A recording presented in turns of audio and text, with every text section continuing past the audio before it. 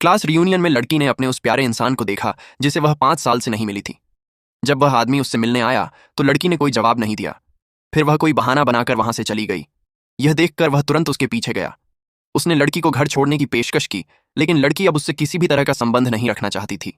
असल में लड़की कॉलेज से ही उसे पसंद करती थी, लेकिन उस समय वह आदमी किसी और लड़की को पसंद करता था और उसकी नज़र में आने के लिए उसने इस लड़की से अपनी नकली प्रेमिका बनने को कहा था।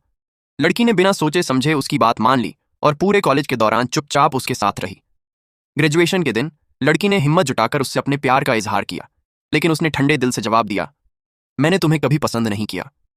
उसी पल लड़की का दिल पूरी तरह टूट गया। 5 साल बीत गए और उसने सोचा था कि वह अपनी नई जिंदगी शुरू कर चुकी है, लेकिन किस्मत ने उसे फिर उसी के सामने ला खड़ा किया।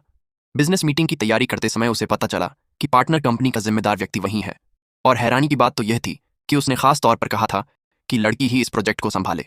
मीटिंग के बाद तेज बारिश होने लगी। आदमी ने उसे घर छोड़ने की पेशकश की। लड़की मना करना चाहती थी, लेकिन उसने कहा, अगर तुमने फिर मना किया तो मैं सभी को बता दूंगा कि हम पहले रिलेशनशिप में थे।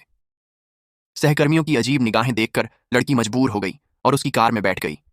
रास्ते भर वह आदमी यह पूछता रहा कि वह इन सालों में कैसी रही। लड़की बेहद असहज थी। घर के दरवाजे तक छोड़कर वह निश्चिंत होकर चला गया, पर उसे पता नहीं था कि यह लड़की का असली घर नहीं था। उसने उसे जानबूझकर गलत पता दिया था। अगले ही दिन वह आदमी लड़की की कंपनी के लिए $1 मिलियन से ज्यादा का प्रोजेक्ट लेकर आया। कॉन्ट्रैक्ट साइन होने के बाद लड़की के बॉस ने उसे खाने पर चलने का निमंत्रण दिया। लड़की बहाना बनाकर बचना चाहती थी, लेकिन बॉस के जोर देने पर उसे जाना पड़ा। खाने के बाद वह आदमी फिर उसे घर छोड़ने चल पड़ा। कार में लड़की खुद को रोक नहीं सकी। उसने गुस्से में पूछा, आखिर तुम अचानक क्यों आए हो? मुझसे क्या चाहते हो? क्या तुम्हें मुझसे प्यार हो गया है? आदमी चुप रहा।